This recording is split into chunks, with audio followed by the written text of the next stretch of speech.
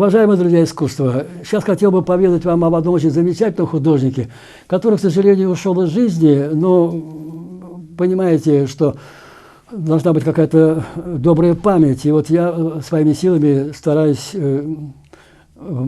так как-то отметить имена некоторых художников хотя бы из нашего города. Вот. Итак, назвал я этот эпизод «Душа художника в пейзажах», потому что у этого замечательного художника почти все пейзажи, даже когда картины, то есть все равно там пейзаж. Вот. А имя художника – это Вячеслав Францевич Загоник. Годы жизни 1919, завершился путь в 1994. 1919 – очень интересная цифра. Дело в том, что в нашей стране состоялась революция, идет гражданская война, и пленные австро-венгерские солдаты, некоторые из них переходят на сторону Красной Армии и участвуют в гражданской войне, а другая часть решила, что не будет она тут никак участвовать, а через Сибирь будет отправлена в Европу по своим родным городам и селам. Так вот, отец Вячеслава Францевича, Франц Загоник, он чех, но мы помним с вами, что Австро-Венгрия держала под своим каблуком и поляков, и чехов, и венгров, и сербов, там, и многих других разных славянских народов. Так вот, он должен был возвращаться на родину. Но так получилось, что вот влюбился и женился в 1919 году. И в скорости, там, ну, через определенный срок, конечно, родился Вячеслав. В 20 году они все-таки добрались до родины. Маленький Вячеслав 7 лет примерно прожил там. А потом все-таки решили вернуться в СССР уже в 27 году. Поэтому Вячеслав Францевич, ну, в то время еще Вячеслав, он, как проявив свои, ну, в Ленинграде, проявив свои художественные способности, был замечен. Его вводили в такую частную студию интереснейшего художника, это Альфреда Рудольфовича Эберлинга. И там был целый кружок таких интересных ребят. И потом все они поступили еще в школу юных дарований, которую создали в городе как такую маленькую школу-резерв для поступления в институт, ну, институт живописи, скульптуры, архитектуры имени Репина, туда. Вот. И действительно так и произошло. Вячеслав Загоник замечательно закончил школу, поступил в институт, но есть возраст, когда призывают в армию, поэтому он служил во время финской кампании, так что он знает, что такое война, а потом еще пришлось ему служить во время Великой Отечественной войны. Но какой-то педант из какой-то организации заметил, что Вячеслав Францевич сын иммигранта, да, мигранта, и решили, что надо бы его отозвать из действующей армии. И таким образом получилось, что Вячеслав Францевич Загоник был отправлен на работы на север. Ну а потом, когда закончилась война, он все-таки действительно учился в институте живописи, скульптуры, архитектуры имени Репина, и его там знали, и еще по довоенным временам знали, так что принять его было естественным совершенно процессом. Вот. И когда он уже закончил, завершил уже обучение, то ну, стал вопрос, как существовать в качестве художника. Условия жизни были очень трудные. Семья жила в коммунальной квартире, было очень тесно, и комнатка такая, где еще и сын Володя, и дочь Татьяна, ну, не располагала, конечно, к творчеству. И вставал вопрос о вступлении в союз художников, о получении мастерской. Владимир Загоник, сын, пишет, что когда вдруг отец все-таки получил вот эту мастерскую и при ней квартирку маленькую в 50-х годах, то был так счастлив, что просто лег на пол среди нераспакованных коробок и этюдников, и положил руки так вдоль тела. Ну, не с тем, чтобы, конечно, уйти из жизни, а чтобы как Лазарь воскреснуть. Так что это была, конечно, огромная радость. И тем более, что Вячеслав Францевич человек очень активный. Он с наслаждением занимался живописью, и пополнялось его это домашнее собрание все новыми этюдами и первыми картинами. Самая такая, наверное, первая известная картина – это «Рябинушка». Ну, сразу видно, что автор откликнулся на песню «Рябинушка».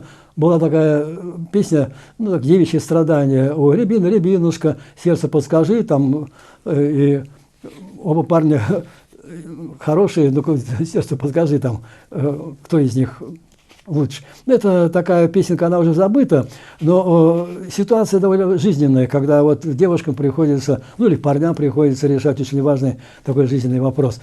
И там красивый осенний пейзаж, рябина, и парни, девушки, судя по всему, это село за околицей, там так как-то свои мысли, сердечные чаяния поверяют словам песни.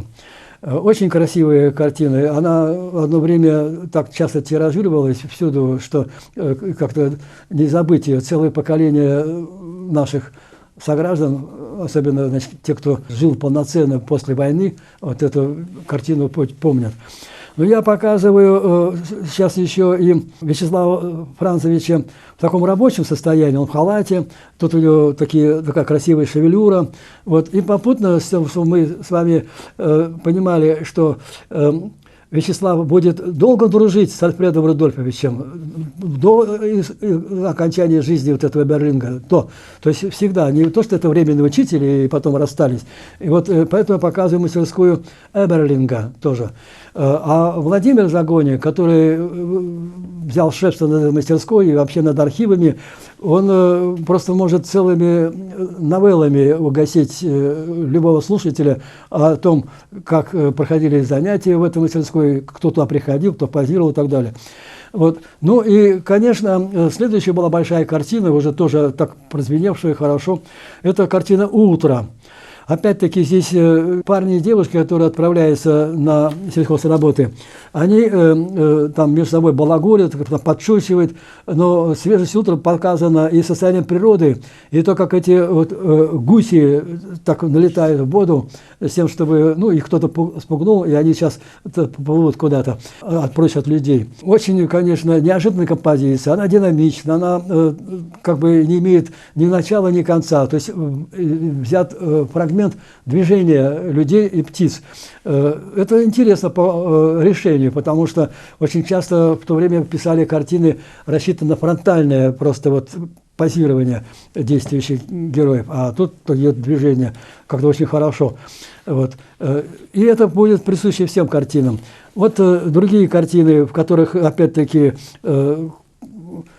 только что прошел дождь, радуга, и люди устремляются к своим каким-то местам работы. Владимир для нас является таким хроникером творчества отца и очень важным. Он говорит, что каждый художник ищет что-то такое особенное в искусстве. И его отец заметил красоту этих водных брызг от дождя, или там где-то когда вдруг птицы впучили, сбили воду прудика.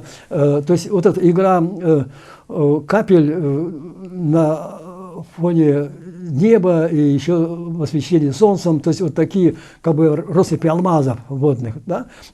Это его очень интересовало, и он пытался это передать. Очень его волновал, конечно, эффект радуги. И он искал тоже вот эти мотивы, где как-то природа вся становится необыкновенно красочной в этом освещении. И поэтому довольно настойчиво утверждал свои вот эти находки в разных холстах. Даже казалось, что будто бы он другого что-то и не может. Ну, только вот эти его волновали мотивы. На самом деле получилось так, что первая его командировка была в Забайкалье, как раз там, где он родился, туда. И вот Иркутск, вот эти все интересные пейзажи, они были становлением художника-пейзажиста. Когда заканчивают академию, то все-таки считается, что надо писать какие-то сцены с людьми, ну, то, чтобы воспитать нашего тружника. Ну, банальные фразы, но действительно, а почему не писать людей? Вот. Но когда он там побывал в Забайкалье, то он решил, что вот пейзаж – это, наверное, его. То есть он сделал для себя открытие, что не надо нагружать слишком всякими сюжетами. Пейзаж – это все-таки очень красивое состояние природы, мало того, и получает отзвук всегда у зрителя больше. Вот. И действительно пошла серия большая пейзажей. Но открыл себя еще и в том, как он писал «Старую Ладогу». Старая Ладога – это место, куда художники же съезжались, и до революции, там место намоленное. Вот. Но Вячеслав Францевич решил, что вот не надо среди художников, потому что художники народ шумный, народ такой слишком общительный, и, хотя работает так, чтобы никто не мешал, а потом как разрядка, нужно обязательно это шуметь, что-то рассказывать, шутить и так далее.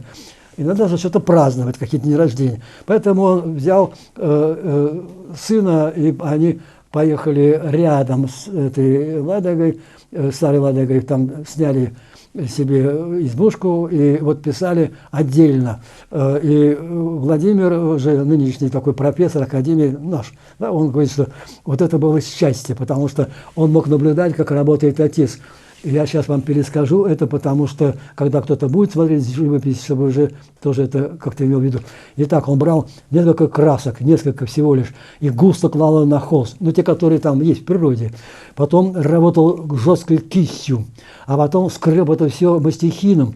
Поэтому, если так отвернуться от работы отца, то сын говорит, что скреп.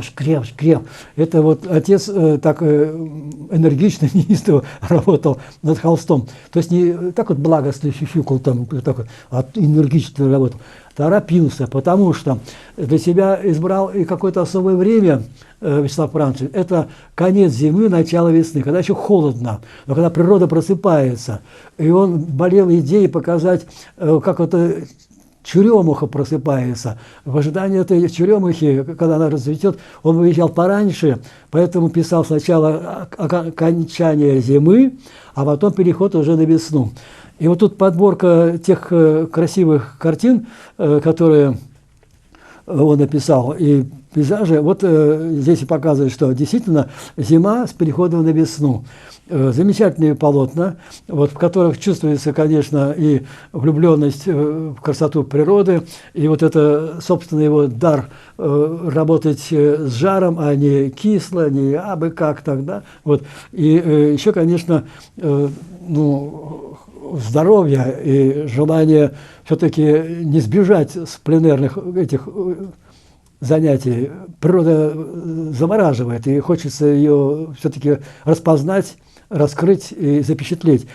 Ну, а вообще, я лично познакомился с Вячеславом Францевичем в Союзе художников. Когда вступил в Союз художников, то сказали, ну что, Громов, будешь заниматься, наверное, юным поколением, потому что я уже был 40-летний. Вот. И тут получилось так, что меня определили в помощь к Вячеславу Францевичу, но в это время он уже был наголо лыс, полностью лыс. Это красавец, который там где-то с фотографиями, где-то еще раньше я его видел, все, вдруг стал так, что мы двое лысых курировали юное поколение. Вот здесь я хочу сказать серьезно вот что. Это не было формально. Союз художников располагал еще секциями так называемой там, творческой молодежи. И устраивались выставки, те, кто еще не поступил в Союз художников, потому что это очень важно, зарекомендовать себя, ну, как-то почувствовать крылья, да, окрыленность такую художественную. Вот. И Вячеслав Францевич очень внимательно относился к молодым художникам. Вот не было там такого снисхождения, ну что ты не мог постараться, там вот такого не было. Не было такого вежливого, такого сибаритства, барства такого. Поработай. Не было ничего. Хотя некоторые так себе позволяют так разговаривать с молодежью. Он очень добросовестно, очень так душевно, тихо разговаривал с каждым из художников молодых, или с художниц, там даже девочки тоже были. Вот. И очень доброжелательно анализировал картины. Такой анализ первых каких-то попыток, ну, живописных, он живописцами ведал, очень важно. Почему? Потому что, некоторые художники молодые не ощущают гармонию цвета. Поэтому подсказать, что у тебя в работе вот тут какой-то дисбаланс цвета не очень. Некоторые не видят тона, потому что цвет они видят, а вот тонально не ощущают плотности цвета. И у них поэтому, скажем, пейзаж или этюд, или картинка гуляет, это такое слово, гуляет. То есть вот эти все тональности, они не собраны в одну плоскость или в несколько плоскостей, чтобы была перспектива, что-то вырывается сюда. Вот. Ну и он это все очень деликатно объяснял. Хотя вроде бы все проходят вуз, но в вузе же там поток. Ну, если так честно, каждый год заканчивает примерно 100 человек живописный факультет по разным мастерским. Так что, а здесь вдруг индивидуальное такое шефство, это, конечно, очень здорово. Тем более такой уважаемый, хороший художник. И сердечный, и умный, и заботливый. Так что так. Я только присутствовал, я не мог давать советы. Я еще не имел никакого такого особого опыта. Вот. И я подпитывался вот этим доброжелательством и такой удивительной, хорошей аналитической работы от этого замечательного профессионала. Мало того, по молодости, ну, 40 лет, это в Союзе художников это считается еще молодой. Вот. Я даже делал критические замечания какие-то, да, так решил, что надо критику тоже там. Вот. Он меня дружески останавливал, так мягко останавливал, ну, потому что это может иметь не тот результат. Удивительно хороший человек. Ну, я так говорю искренне, потому что вот мы в Союзе художников, кто умеет учиться еще и там, скажем, выделять какие-то авторитеты, то вот на наше счастье там и были такие люди. Он преподавал в Академии художеств, но это опять-таки, я же не ходил в их мастерскую, там не высиживал, не высматривал. Я только видел его по коридорам, как и многих других профессоров. А вот тут вот в Союзе художников такое общение, конечно, мне, как я считаю, многое дало. Вот, ну, я благодарен и тому, что отец Вячеслав Францевич не подчинил себе талант сына Владимира. Владимир Вячеславович Загонник, самостоятельный художник абсолютно, он больше, так сказать, уходит в декоративизм, больше видит, может быть, цвета, может быть, не столько там в самой природе, сколько в вещах, сколько вот в окружении нашем. То есть он очень хороший колорист, но все-таки в сторону, мне кажется, больше декоративизм. Не повествовательный какой-то рассказ такой, а вот декоративизм. И еще я вижу, что Вячеслав Францевич воспитал очень чуткого тоже сына, помимо того, что оставил за ним право быть художником самостоятельным, еще и очень чуткого сына, потому что это проявляется и в том, как относится уже Владимир Вячеславович к своим студентам, и как Владимир написал замечательную книгу о своем отце. Очень хорошо. Есть книга Алешина моего сокурсника по искусствоведению, очень только хорошее, профессиональное, поэтому кто захочет поглубже все это узнать, услышать, там как-то почитать. Вот. И есть еще вот это Владимира, сына Загонника. Вот. Ну а заключают этот рассказ фотографии, где сидит так на пленэре Вячеслав Францевич в тулупе, в простой такой ушанке помятой, вот, и там работает на пленэре. Он неоднократно был руководителем, это называлась такая творческая практика, когда вот выезжали одни художники в Старой Ладоге, другие, скажем, там в академическую дачу в Тверскую губернию, а третий куда-то там в Горячий Ключ на Кавказ. То есть он курировал очень часто вот эту творческую базу. И все всегда отмечали его очень такой покладистый, очень такой хороший стиль ведения работы, и благодарны ему человечески, и как мастеру живописи. Поэтому о нем очень самая светлая и добрая память среди художников, о чем я хотел вам поведать. Спасибо за внимание.